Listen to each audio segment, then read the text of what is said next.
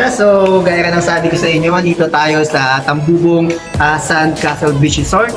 And ito yung isa sa mga unit nila mga Kalakwatsa. And gusto ko kayong i-tour. So, tara, pasok tayo, explore natin yung kanilang unit. So, ayun, dito yung kanilang living room, no? So, meron available ng mga na bench, no? So, pwede tayo dito upo, of course, and nilagay dito mga gamit natin. And of course, meron ding kitchen na rin, no? Meron siyang kitchen, so pwede tayo maglagay dito ng mga grocery. And, okay, gumagana yung tubig nila dito. So, ano pa ba meron dito sa unit na to? So, akala lang natin maliit tong unit na to, pero kompleto recados itong unit na to mga Kalakwatsa. Dahil meron siyang sariling CR. So, meron pa siyang bidet, no? Yung kanilang toilet. So, naka-tiles din. And also, meron din silang shower, no? Eh, nakala nyo, sabi ko nga, nakala nyo walang maliit na labas. Pero magugulat kayo, meron siyang 2 rooms, no? So, pasokin natin yung dalawang room na to. So, tara. Wow! Ang ganda dito mga Kalakwatsa. So,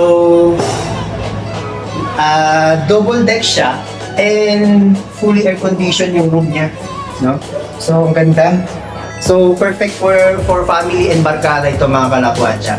And also, kung kayo ay gusto pumunta dito sa Sandcastle, no?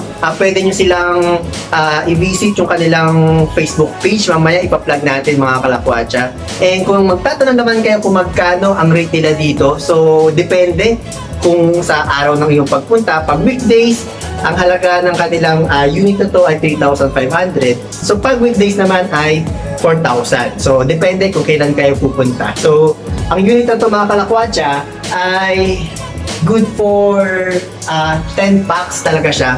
Good for 10 packs. So, pwede kang mag-request ng extra bed, maaaring single bed or queen bed, no? So, depende. So, pwede ka pa mag-add dito.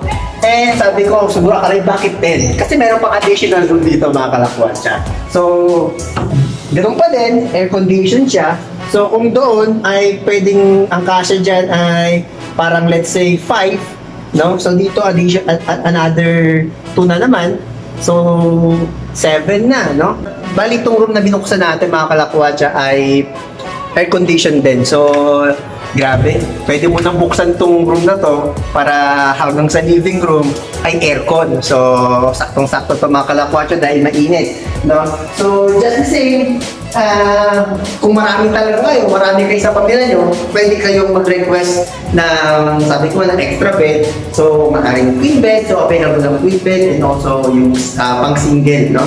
So, kung wala ka namang ka-date dyan sa darating na Valentine's, mag-single bed ka lang, no? So, okay na mga Kalakwatsa, so dito rin kayo mag-i-stay ngayon overnight. So, thank you very much sa resort owner ng Sandcastle Beach Resort, si Ma'am Lorna, and also kay Sir Julius na nag-assist sa atin dito sa kanilang unit. So muli, maraming salamat. So kung kayo ay beach goer and beach lover and naghahanap kayo ng tutuluyan, so feel free to visit their page and this beach resort. So yun lang mga Kalakwatsa. So montage muna tayo.